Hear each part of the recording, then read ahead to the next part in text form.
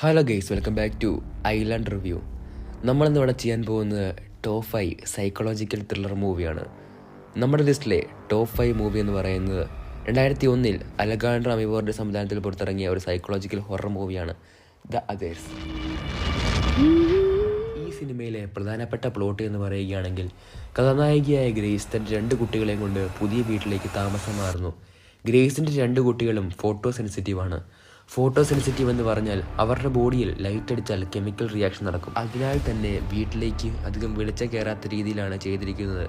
പിന്നീട് ഗ്രേസിന് അവിടെ കുറേ അൺവാണ്ടഡായി തോന്നുന്നു. പിന്നീട് അവിടെ നടക്കുന്ന നിഗൂഢതകളും ഗ്രേസിന് പ്രേതമുണ്ട് എന്ന് തോന്നുകയും അതിനെ ചൊല്ലി അവിടെ നടക്കുന്ന സംഭവ വികാസങ്ങളുമാണ് ഈ സിനിമയിലുടനീളം എടുത്തു കാണിക്കുന്നത്. കൂടുതൽ പറഞ്ഞ് ഞാൻ സ്പോയിൽ ചെയ്യുന്നില്ല. ഈ സിനിമയിൽ അഭിനയിച്ച നിക്കോളുടെ അഭിനയം എടുത്തു പറയേണ്ടത് തന്നെയാണ്. ഈ മൂവിയുടെ അവസാനം ഒരു വമ്പൻ ട്വിസ്റ്റ് ഉണ്ട്.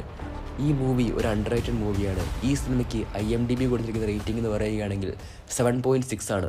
നമ്മുടെ ലിസ്റ്റിലെ ടോപ്പ് 4 മൂവി എന്ന് പറയുന്നത് 1991 ജൊനാഥൻ ഡെമ്മയുടെ സംവിധാനത്തിൽ പുറത്തിറങ്ങിയ the silence of the lamb. ഈ സിനിമയുടെ പ്ലോട്ട് ചെയ്യുന്നത്, ക്ലാരീസ് എന്ന പെൺകുട്ടി ഒരു FBI ട്രെയിനറാണ്. അവളെ ഒരു കേസിൻ്റെ ഭാഗമായി ഒരു FBI ഉദ്യോഗസ്ഥൻ വിളിക്കുന്നു. 5 പെൺകുട്ടികളെ കൊന്ന് അവരുടെ ശരീരത്തിലെ തൊലി മുറിച്ച് മാറ്റുന്ന ഈ സൈക്കോനെ കുറിച്ച് അറിയുന്നതിനായി ക്ലാരീസ് ജയിലിൽ കിടക്കുന്ന സീരിയൽ കില്ലറായ ഹനിബൽ ലെക്ടറിനെ കാണുന്നു. അദ്ദേഹം ഈ കേസ് അന്വേഷണം സഹായിക്കുമോ ഇല്ലയോ എന്ന് കാണിച്ചു തരുന്ന വളരെ എൻഗേജിങ് ആക്കുന്ന സിനിമയാണ് the silence of the lamb. ഈ സിനിമയ്ക്ക് IMDb കൊടുക്കുന്ന റേറ്റിംഗ് എന്ന് പറയുകയാണെങ്കിൽ 8.6 ആണ്. നമ്മുടെ ലിസ്റ്റിലെ ടോപ്പ് 3 മൂവി എന്ന് പറയുന്നത് 2017 ജോർദാൻ പീലിൻ്റെ സംവിധാനത്തിൽ പുറത്തിറങ്ങിയ ഗെറ്റ് ഔട്ട്.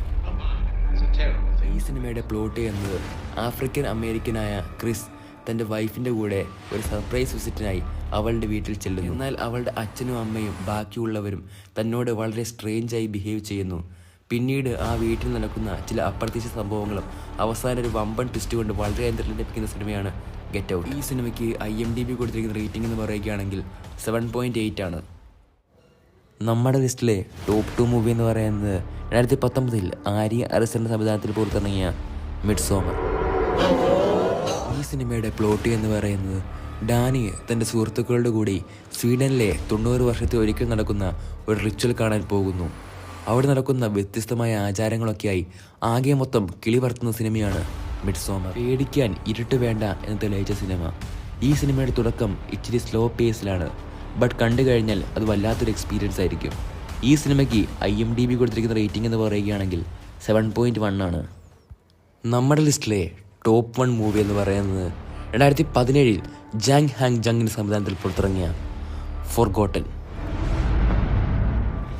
ഈ സിനിമയുടെ പ്ലോട്ട് ചെയ്യുന്നത്, ജിൻ തൻ്റെ അച്ഛനും അമ്മയും സഹോദരങ്ങളുടെയും കൂടെ പുതിയ വീട്ടിലേക്ക് താമസം മാറുന്നു. എന്നാൽ ആ വീട്ടിൽ ചില വ്യത്യസ്തമായ ശബ്ദങ്ങൾ കേൾക്കുകയും കൂടെയുള്ളവർ അത് വിശ്വസിക്കാതിരിക്കുകയും ചെയ്യുന്നു. ഈ സിനിമയിലെ ബാക്കി എന്തു പറഞ്ഞാലും അത് സ്പോയിലറാണ്. ഈ സിനിമ നിങ്ങൾ ഇതുവരെയും കണ്ടില്ലെങ്കിൽ തീർച്ചയായും കാണണമെന്ന് ഞാൻ റെക്കമെൻഡ് ചെയ്യുന്നു. ഈ സിനിമയ്ക്ക് IMDb കൊടുത്തിരിക്കുന്ന റേറ്റിംഗ് എന്ന് പറയുകയാണെങ്കിൽ 7.4 ആണ്. നമ്മുടെ വീഡിയോ ഇവിടെ കൊണ്ട് വൈൻഡപ്പ് ചെയ്യാണ്. നിങ്ങൾക്ക് ഈ വീഡിയോ ഇഷ്ടമായാൽ തീർച്ചയായും ലൈക്ക് ചെയ്യുകയും ഷെയർ ചെയ്യുകയും സബ്സ്ക്രൈബ് ചെയ്യുകയും വേണം. അപ്പോൾ ഈ നല്ല പുതിയ വീഡിയോയുമായി കാണുന്നവരെ സ്റ്റേ ട്യൂൺഡ്.